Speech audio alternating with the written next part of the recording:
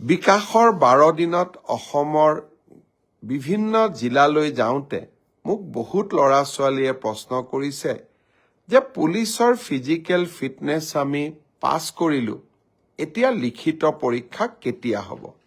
ফেব্ৰুৱাৰী মাহৰ ভিতৰত এই লিখিত পৰীক্ষা সমাপন কৰাৰ বাবে আমি প্ৰচেষ্টা কৰিম। বহুত ল'ৰা ছোৱালীয়ে সুধিছে যে মামা এডিআৰই ৰিজাল্ট কেতিয়া দিব?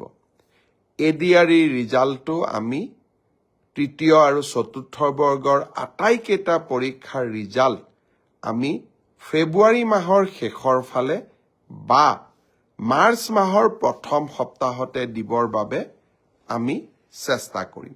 ইতিমধ্যে এই গোটেই প্ৰচেষ্টাবোৰ আৰম্ভ হৈছে আৰু আমাৰ প্ৰচেষ্টা হ'ব যে নিৰ্ধাৰিত সময়ত এইবাৰ আমি প্ৰতিশ্ৰুতি দিয়া অনুসৰি 30,000 নিযুক্তি আমি যাতে সমাপন কৰিব পাৰোঁ।